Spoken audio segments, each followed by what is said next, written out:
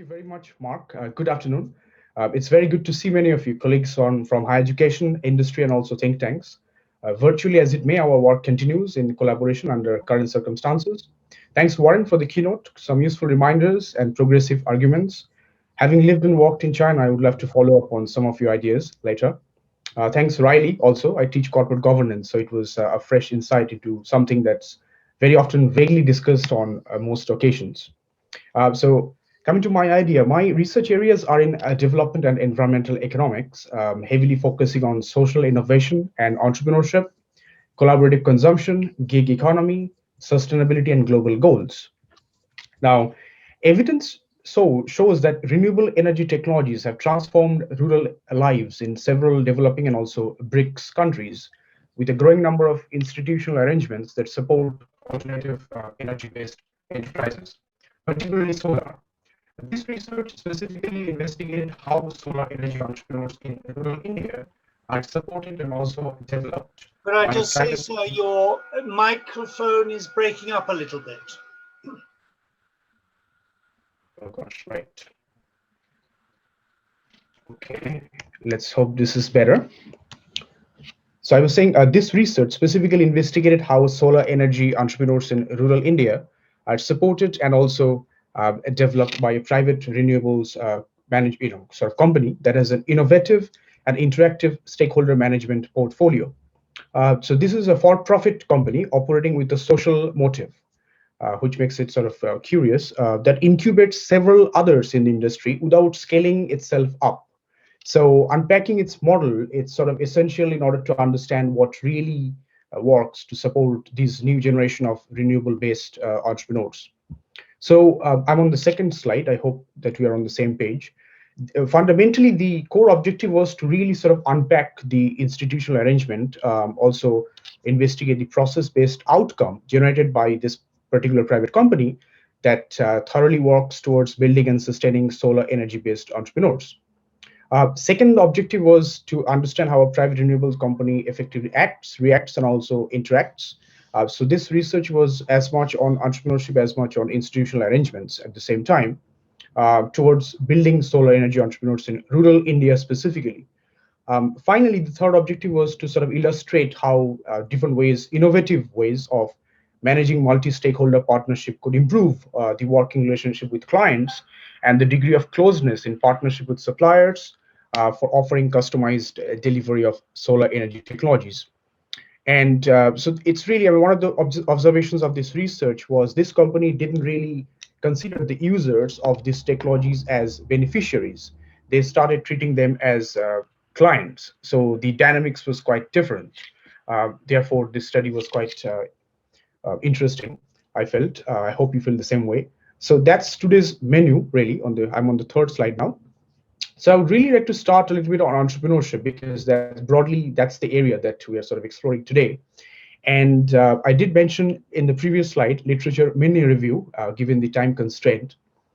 So I think there's a lot of literature out there since over 120 years, roughly speaking, if not more. But I just selectively sort of identified the authors whose work particularly fits this area of research that I'm investigating. And the first one is really the idea of farm organization, which is one of the key aspects of entrepreneurship, as Knight observed in 1921, but also how entrepreneurship acts as an instrument, or how entrepreneurship is instrumental to bringing a development, whether it's community development or at a broader level, sustainable development per se, which is the groundbreaking work by Schumpeter, who also assumed that entrepreneurs are innovators fundamentally, create disruption and so on and so forth.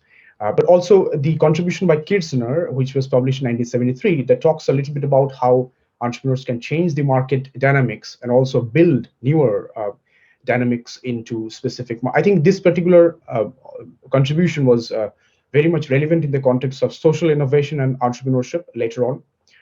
And then finally, Witt's work, which is how entrepreneurs are building leadership at different levels of community, at national level and central level and local level. Cantinel, on the other hand, he focused on how some of the entrepreneurial traits were focusing on renting out assets and leading the business from the center of all activities. This is very much pertinent for this research because as a part of the investigation, it was identified that solar energy entrepreneurs some forms of solar energy enterprises, they were renting out solar energy technologies. So, for example, solar lanterns, solar home lighting systems, solar headlamps, and after the users were done with it for during the day, during the night after dark, they usually got it back to the solar charging stations, and there were solar charging stations or kiosks where the technologies were charged for 3-4 hours and then return it back to the users. So this concept of renting out assets is quite relevant in this particular solar energy entrepreneurship context.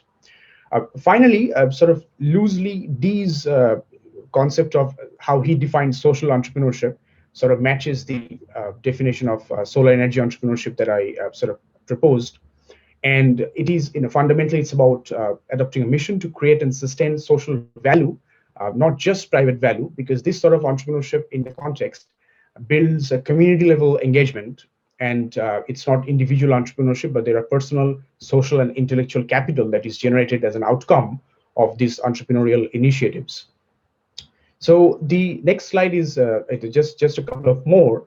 Isaac maintains that an ecopreneur, this another concept, is a person who seeks to transform a sector of the economy towards sustainability, which is sort of connected to what Valery talked about in his work.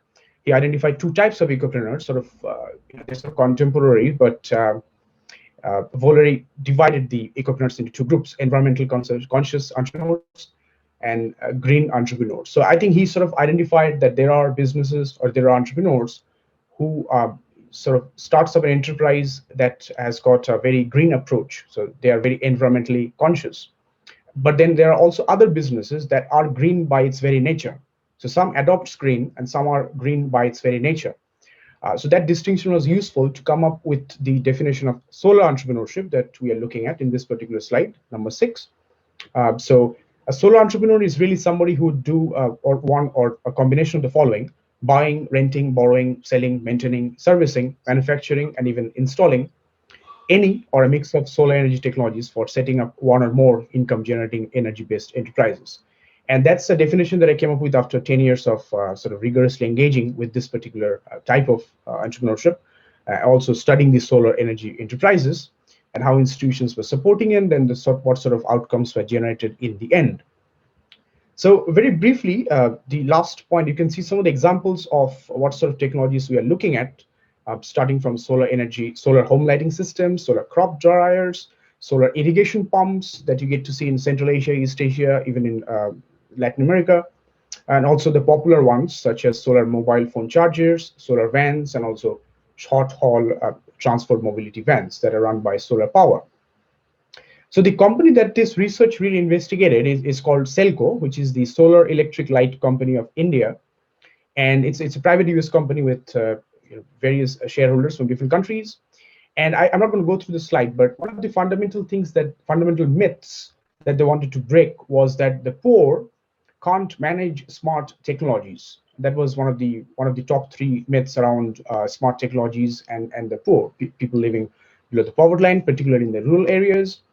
And they sort of really changed that, because I sort of investigated this in India particularly, and we saw that the users were actually making, manufacturing, selling, and also repairing these technologies. So they are no longer dependent upon low-cost Chinese sellers offering cheaper renewable energy technologies, particularly solar technologies, whether it's lantern, lamps, home lighting systems, and a host of others. But one of the social goals of this particular organization was really sort of improving the overall well-being and productivity in rural communities, besides capacity building and supporting this particular genre of entrepreneurship.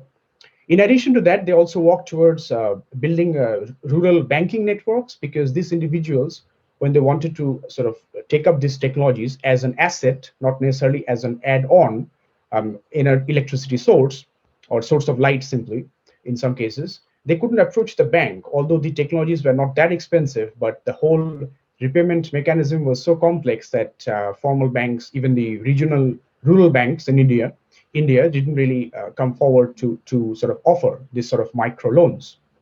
But Selco sort of came forward and developed a sort of repayment system that worked for the banks. So that really sort of developed a banking habit in the rural areas, which was something new. Now, one of the things that really made the research more curious, at least when I started out, is the nature of the stakeholder interactions.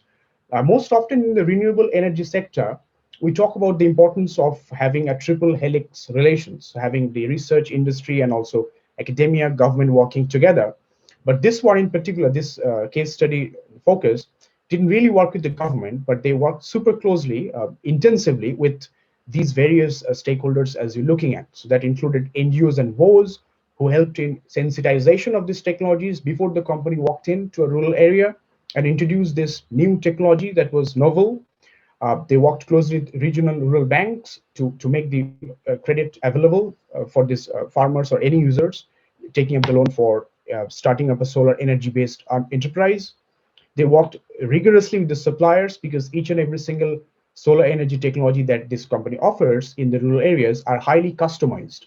Generally, the tendency was to offer standardized energy solutions to the poor, but this organization really sort of investigated each and every single household and identified their individual energy needs. Based on those specific energy needs, they offered specific technology that suited those specific households.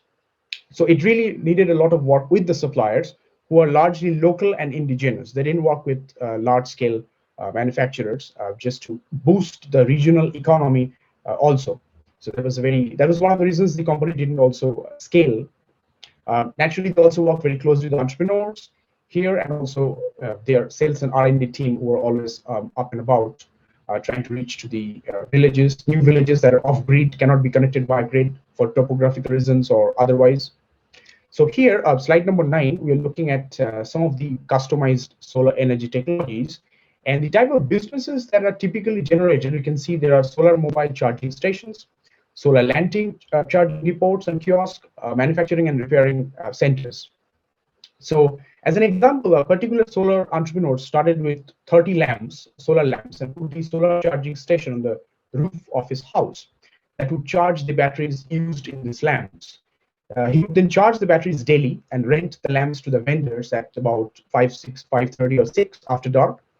Around 9:30 and 10, he would then collect back the lamps and INR Indian rupee 10, 12 per lamp was rented out. The vendors this way would save about 2 or 3 rupees per day since they were earlier paying 15 rupees to buy kerosene, which has obviously respiratory diseases and household problems regarding those breathing issues around kerosene that is popularly understood. Soon this entrepreneur purchased another 30 lamps and then another lot of 30 because they really sort of wanted to scale the business as the users grew, the application, the understanding around these technologies grew.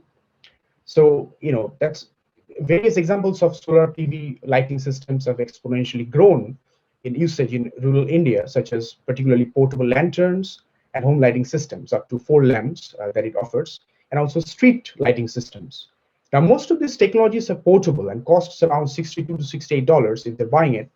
But the problem often comes down to how do you pay for these technologies. So this organization, Selco, came up with an innovative model. They understood that villagers could actually pay on a daily basis based on their cash flow, but they can't really save up until the end of the month. So they could pay 10 rupees every day, so that's 300 rupees per month, but they can't save up 300 rupees at the end of the month because of the nature of their business and the cash flow pattern. So Selco came up with the model that if these individuals could actually pay 10 rupees per day, which is problematic and complex for banks in terms of repayment mechanism, but it worked. The idea was how to synchronize payment rhythm or repayment rhythm with income patterns. I think that was quite innovative as a part of that. So methodology, the one that I followed particularly for this research was an exploratory strategy, was within a qualitative case study research design. So lots of codes and thematic, lots of codes, first order and second order. Right. And we used thematic analysis for this particular paper using the first order and second order codes. We also had interviews and participatory observation, which sort of boosted. And you can see there's 9 senior staffs at Selco was interviewed and 24 clients were also interviewed individually. So I think this sort of summarizes what I was. Sorry. Yeah.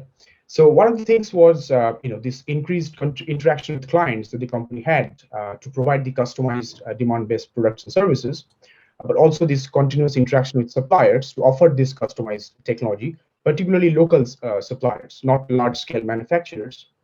But also going ahead, one of the things that Selco particularly did well was to really sort of understand in depth the individual household lighting needs. Based on that, they would offer the right technology that fits the demand of a particular household. Consequently, there was trust building in networks because community was brought together. Word of mouth was strong. So if 2 or 3 households took up the technologies within 3 months' time, there are 10 more who would come up and sort of request for these technologies. And together they walked towards building intellectual capital and social capital, particularly trust building, that was observed, thereby activising solar energy-based entrepreneurship. So that's pretty much my conclusion to wrap up, that institutions at the local level are well linked and integrated, particularly in the renewable industry. There are broader sustainable development benefits, including building social trust in communities, instilling a steady banking habits in villagers, which was new, obviously knowledge building and perception development of these renewable technologies in poor communities. So looking forward, this research, I would ideally hope to do a longitudinal one, but study another organization that actually aims to scale itself nationally, because this company incubates other companies, but it's antithetical to their values to scale themselves across different regions of the country. Finish So that's now. something that I would like to explore in the future. So I'd like to stop there. Those are my references.